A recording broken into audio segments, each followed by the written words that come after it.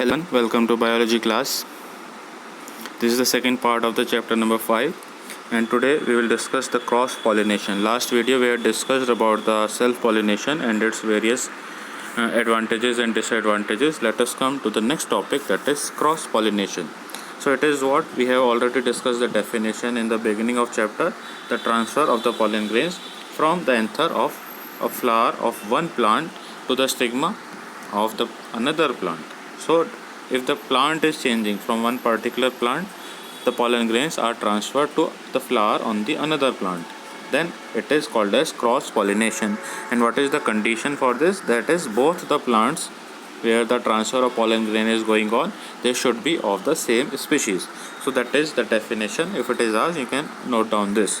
Now it is also having certain advantages as well as disadvantages that we will see when we will discuss here. Before that, one special category is given of the flower.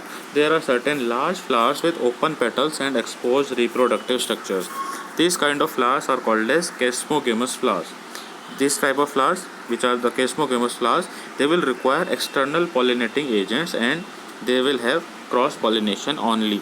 Wherever you find open petals are there and the flower is very large, it is chasmogamous flower, and it will always have what pollination?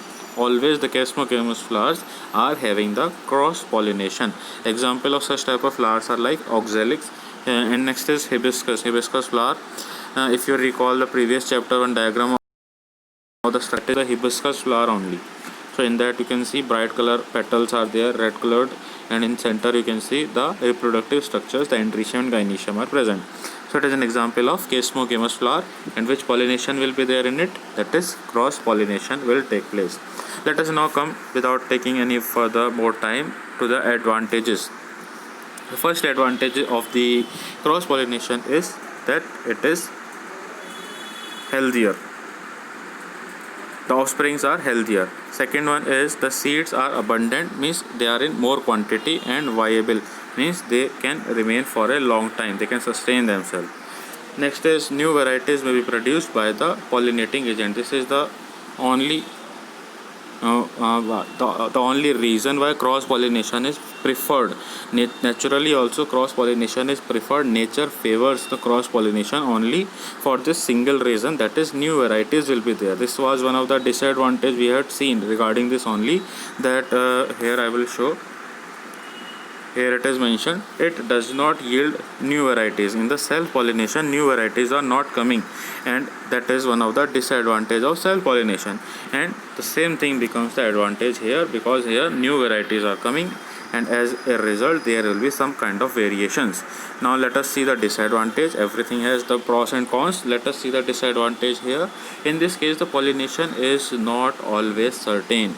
Why is it not certain? Because the pollen grain is transferring from one flower on one plant to the another flower on another plant. Now there is no surety that the pollen grain will get its destination, that is, it will move or transfer to the desired plant species only. It may simply fall on the land, it may go on another type of the flower, it may simply be travel anywhere. So there is no surety. It is not always certain that pollination will take place. And also there is a need of pollinating agent, that is always required. Some of the external pollinating agent is always required. What it can be? It may be wind, or it may be like water may be there, or if not these, then always insects are very much helpful in this case. Any one of these may be required. They are the pollinating agents, they will carry the pollen grains. If they don't carry the pollen grains, then there is no chance of cross pollination to take place. So this is the disadvantage, that the flowers are depending upon the pollinating agent, and even if the pollinating agent has taken the pollen grains, it is not certain, it is not sure that pollination will be successful. Next is the second point. Because of this, because it is not sure that pollination would take place, just to ensure that only the pollen grains are produced in very huge quantity, in a large quantity only, to ensure the maximum chances, to increase the probability only, the flowers are releasing more amount of pollen grains. And if more amount is released, then what will happen? It will lead to the wastage of pollen grains. So wastage of pollen grains, this is the second point, or we can say second disadvantage. Next is, it is uneconomical, because the flowers have to be very large. For that a huge amount of energy is required, large colored a good smell has to be produced with the nectar. All these things have to be additionally given to the flower. All these properties have to be given to the flower. They should be large in size, brightly colored. They should have a good smell because of the nectar that has to be produced. So the flower has to do a lot of effort to attract the insect for the pollination, for carrying the pollen grains to other flowers. So as a result, we can say it is uneconomical. It is not economical, or we can say it is not beneficial for the plant itself. Plant is spending a lot of energy in this process. So these are certain disadvantages we can say. First is, it is not sure pollinating agent take place because plant is depending on the pollinating agent. And second is, the pollen grains are producing in large quantities, so wastage is there. And third is, it is uneconomical because the flowers have to be large, colorful, scented, and produce the nectar to attract pollinating agents. So that is all. We have completed the topic of cross pollination. Its pros and cons also we have seen. Now here, as I told earlier also, nature favors the cross pollination.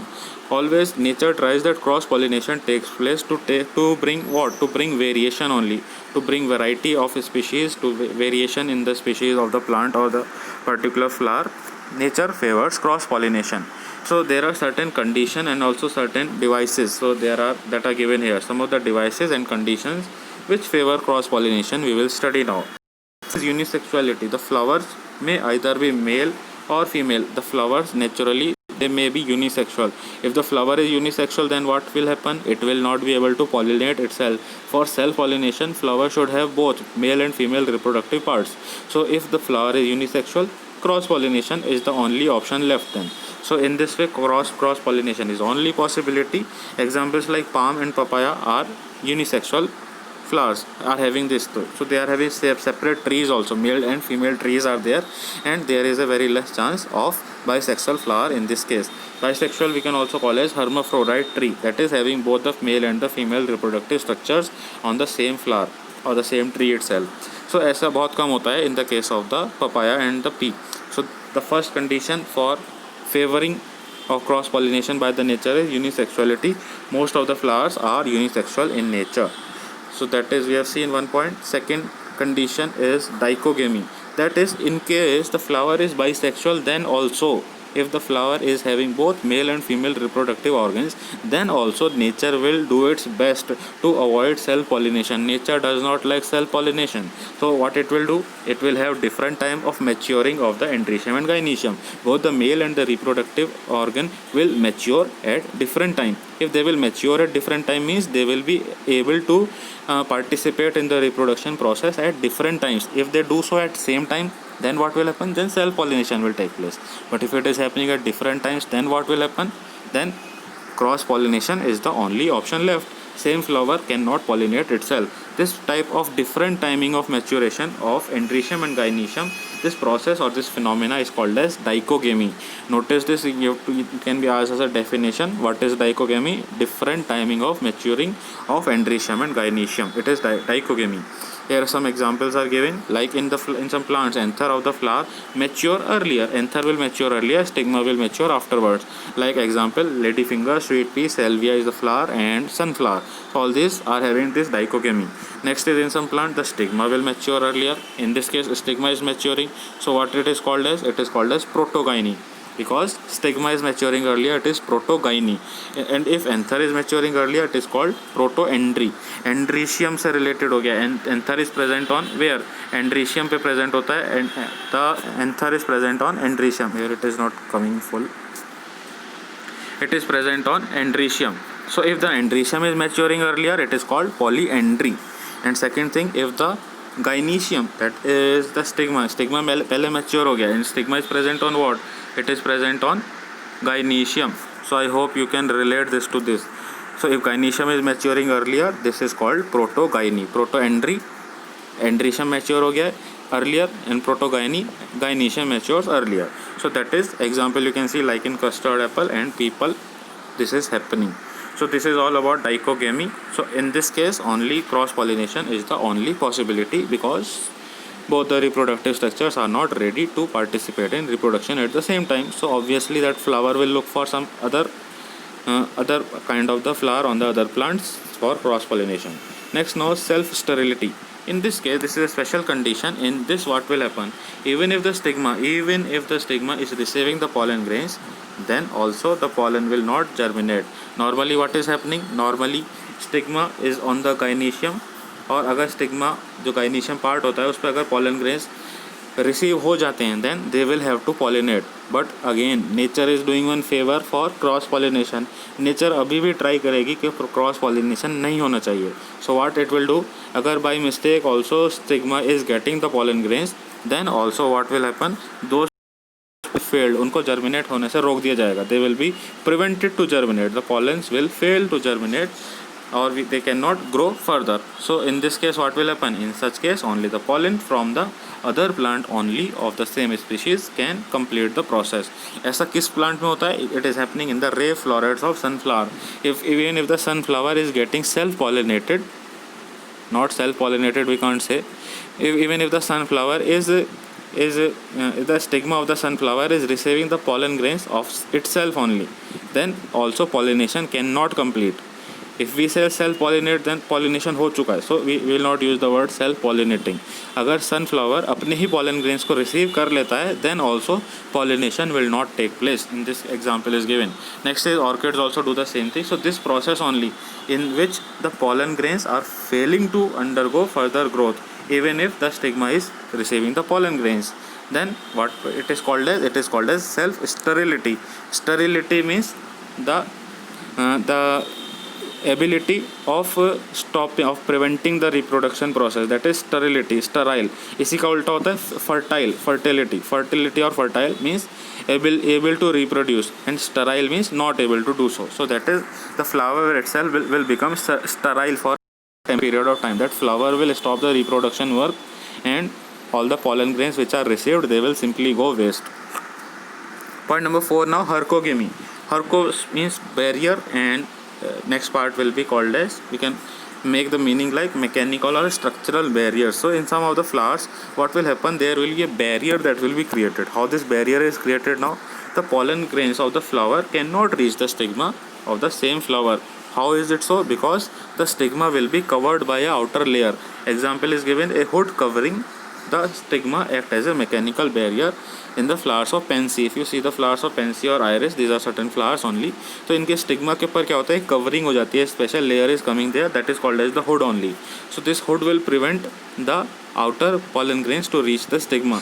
So this is a mechanical barrier or a structural barrier that is coming or preventing the pollination, and this process is called as hercogamy. And the last method in which nature favors cross pollination is heterostyly. And in this what is happening, in this different heights will be there, means the stigma and anthers. This is in bisexual flowers, flower is having both stigma and anther, but to prevent the self pollination, both of these stigma and anther will reach different height. One will become very long, one will remain short. So at different height what will happen, they will not be able to meet together and hence self pollination cannot take place. So this is called as heterostyly. Example is in primrose and oxalis. You can see the figure also is given here. You can see this is the figure of heterostyly that is given here. Anther and stigma are present at different heights here. So here you can notice anther is up, stigma is upward, anther is downwards here. So that is how it is present in the different flowers. That is heterostyly. So we have covered all these parts, self pollination and cross pollination. The differences, I hope it will be clear. You can do the reading one time. All the points already we have seen in detail. Same points are repeated here, and this table you have to take care, you have to learn this, differentiate and the differences between both. Still any doubt you can ask me. You can use the Teams app as you are getting from the school. You can send the message personally to me or to your live class teacher you can ask. Next topic will be agents of cross pollination. We will continue this in the upcoming video. That's all for this video. Do read the book and any doubt you can ask as I told. So that's all. Thank you.